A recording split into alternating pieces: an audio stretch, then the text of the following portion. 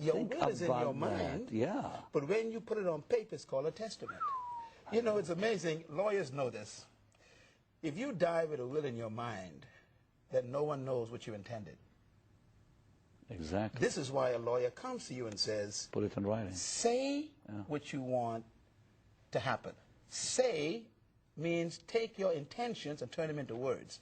And when we put it on a paper, it's called a legal pad. Because now I've taken what was your intent and made it a legal document. The Bible is called a testament because a testament is someone's will on paper. God's conclusion was that the world needed a new idea. Exactly.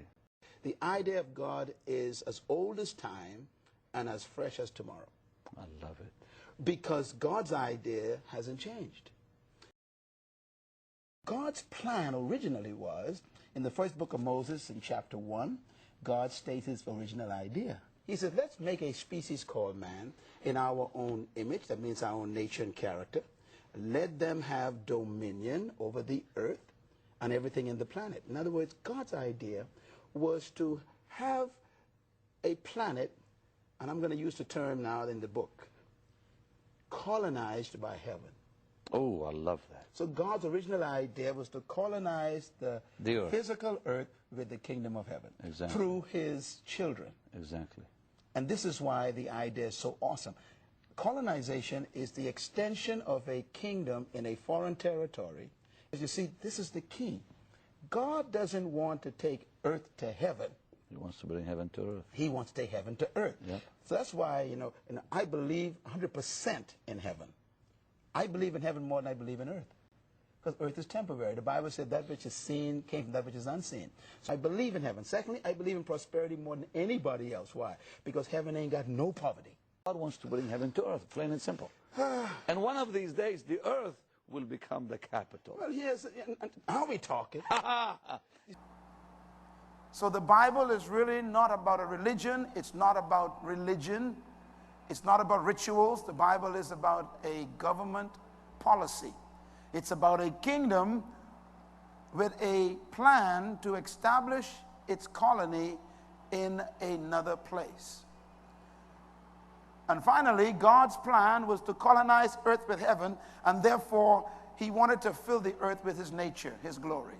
That's God's plan. Chapter 104. Be not godless in your hearts, and lie not, and alter not the words of uprightness, nor charge with lying the words of the Holy Great One, nor take account of your idols. For all your lying and all your godlessness issue not in righteousness, but in great sin. And now I know this mystery, that sinners will alter and pervert the words of righteousness in many ways, and will speak wicked words and lie, and practice great deceits, and write books concerning their words. But when they write down truthfully all my words in their languages, and do not change or minish aught from my words, but write them all down truthfully, all that I first testified concerning them. Then I know another mystery, that books will be given to the righteous and the wise to become a cause of joy and uprightness and much wisdom. And to them shall the books be given, and they shall believe in them and rejoice over them. And then shall all the righteous who have learnt there from all the paths of uprightness be recompensed. Chapter 105. In those days the Lord bade them to summon and testify to the children of earth concerning their wisdom. Show it unto them, for ye are their guides, and a recompense over the whole earth. Chapter 10. And now, Israel, what doth the Lord thy God require of thee, but to fear the Lord thy God, to walk in all his ways, and to love him, and to serve the Lord thy God with all thy heart, and with all thy soul, to keep the commandments of the Lord, and his statutes, which I command thee this day for thy good. Behold, the heaven and the heaven of heavens is the Lord thy God's, the earth also, with all that therein is, which regardeth not persons, nor taketh reward.